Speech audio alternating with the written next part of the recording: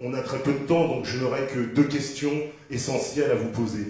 La première, puisqu'on parle de finance, on parle de lobby, et là je vais citer Bossuet, vous savez, Dieu se rit de ceux qui maudissent les effets dont ils chérissent les causes. Depuis tout à l'heure, j'entends des gens qui se parlent, on parle d'impôts, de faire de nouveaux impôts. Moi, vous voyez, je vais vous donner moins chaud, je suis contre toute forme de nouvelles taxes, contre toute forme de nouvel impôt. Bien au contraire, il faut aller au cœur de la machine nucléaire, c'est-à-dire aller vers la création monétaire. Vous, monsieur le Premier ministre, vous ne pouvez pas l'ignorer, le deuxième poste du budget de la France, c'est ce qu'on appelle le service de la dette. Un joli mot de 9 langues. Or, vous le savez bien, ce service de la dette, ce sont des intérêts qui ont été produits par des banques privées et pour lesquels l'ensemble d'entre nous, ici, sans exception, paye. Donc si un jour on veut récupérer notre souveraineté, c'est-à-dire que, puisque souveraineté, moi je ne sépare jamais la souveraineté de la démocratie, parce que démocratie, si c'est le pouvoir du peuple, pour que le peuple puisse avoir son pouvoir, il faut qu'il ait la souveraineté, et sans souveraineté, il n'y a pas de démocratie. Donc la question essentielle, c'est de revenir à cette souveraineté. Et pour en revenir, évidemment, cela passe par l'abrogation de la loi de 1973, par l'abrogation de l'article 104 du traité de Maastricht ou de l'article 123 du traité de Lisbonne, qui, vous le savez bien, nous empêche et empêche la Banque de France d'avoir son propre financement. Ce qui serait la solution pour, vous voyez, tous ces financements que tout le monde demande, pour des EHPAD, pour le service public, etc. Et ma deuxième question, c'est puisque vous, monsieur le Premier ministre, comme votre gouvernement et vos prédécesseurs, vous nous assénez sans cesse les valeurs de la République. Et donc, les valeurs de la République, ce doit être aussi de reconnaître la volonté du peuple français. Or, ce peuple, il me semble, en 2005, s'est exprimé sur un référendum sur l'Union européenne.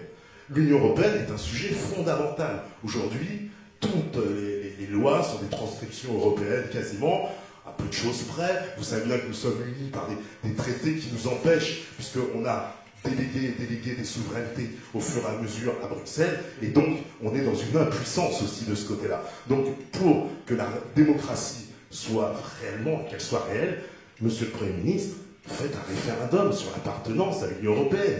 Et qu'il y ait, évidemment, moi j'ai dit qu'il faut le faire, mais juste pour dire, faites un référendum sur l'Union européenne, et la décision qui sera celle du peuple français, au moins elle portera consensus, et on en finira avec les débats. Puisque tout à l'heure on nous a apporté quel est l'avenir de la France. Moi je pense que l'avenir de la France, c'est de revenir à sa souveraineté, de redevenir la France. Merci.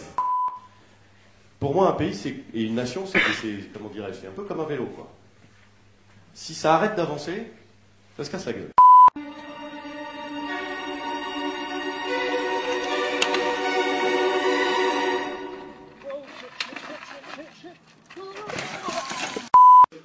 Depuis 1973, en gros, les dépenses publiques n'ont pas augmenté. Les dépenses publiques n'ont pas augmenté. Sont en pourcentage à peu près les mêmes toujours. Et donc, alors, mais qu'est-ce qui fait qu'on est de plus en plus endetté? Ben, vous regardez, c'est le service de la dette. C'est-à-dire que le montant du déficit au début, en 1973, la dette n'était pas importante, et le service de la dette n'était pas important, et le déficit n'était pas important. Et puis, année après année, le déficit, il correspond en gros à... Mais c'est quand même étonnamment proche, c'est l'ordre de grandeur. Le déficit de la France, de l'État France, correspond en gros, chaque année, au service de la dette. En diminuant les ressources de l'État, en augmentant ses charges.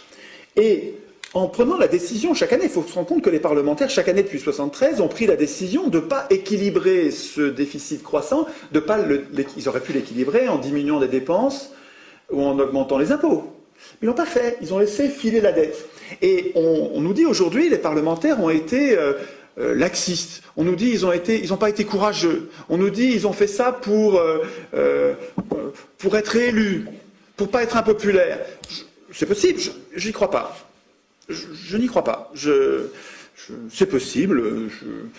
Je trouve que ça correspond tellement, cette décision, année après année, de laisser filer une dette qui va enfermer l'État dans les pattes de ceux qui lui prêteront de l'argent plus tard, et quand ça va être tellement important que l'État va dépendre de ces gens-là, ça correspond tellement aux intérêts de ceux qui financent l'élection des élus, que j'ai du mal à croire que ce soit une coïncidence, quoi. Je sais bien que c'est complotiste, que c'est paranoïaque... N'empêche que ces parlementaires qui, depuis 1973, à gauche comme à droite d'ailleurs, à gauche entre guillemets, comme à droite entre guillemets, ont laissé filer la dette, je trouve que c'est quand même un peu facile de les absoudre en disant ils n'ont pas été courageux, ils l'ont fait pour être élus. Ça ressemble plus à une mise en coupe réglée de l'État.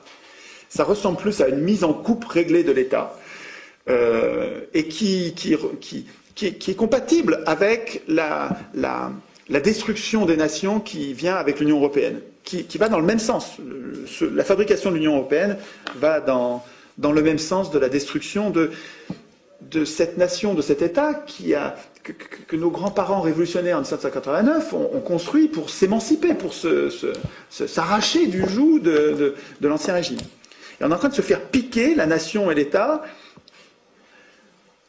par ceux qui étaient les privilégiés de l'Ancien Régime, quoi, hein. Je veux dire, c'est une contre-révolution.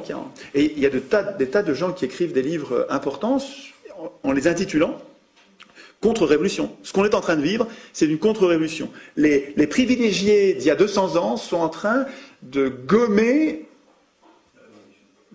ce qu'on a gagné en 1789 et à l'époque. Parce que c'est notre projet!